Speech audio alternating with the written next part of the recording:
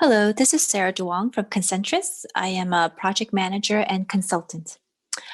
Today is a first part of a multi-part series that I'd like to share with you on fixed assets.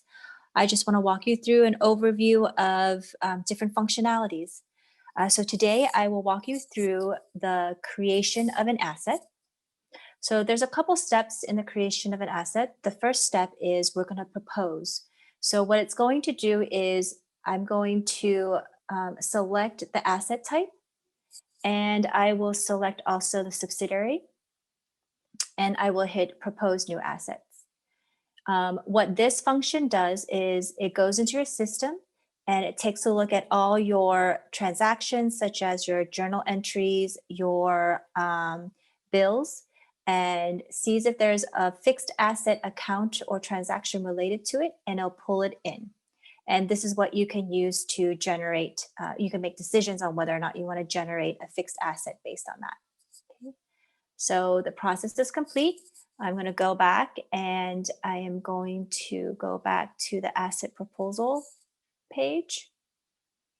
And now you've seen it pulled in one journal entry and one bill that I had created today, the $1,000 and the $500. Okay. So at this point, you can edit. So if I click on edit on the journal entry, it will take you to a page.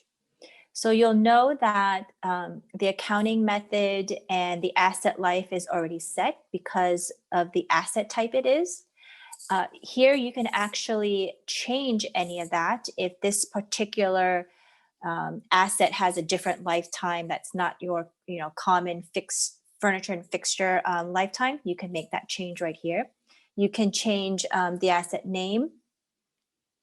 And you can also come down here to general or accounts and change any of the other characteristics. Okay, I'm not going to make any changes here, but I'm going to go back to our new page, our asset proposal page here. And what I want to show you is a couple things. We will show you how to generate. So that's easy. You just click on one. I'll click on this journal entry for machinery and equipment for $150.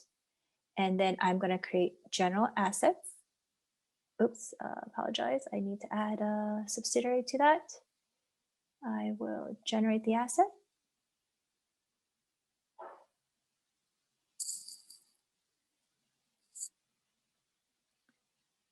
It'll go through its process.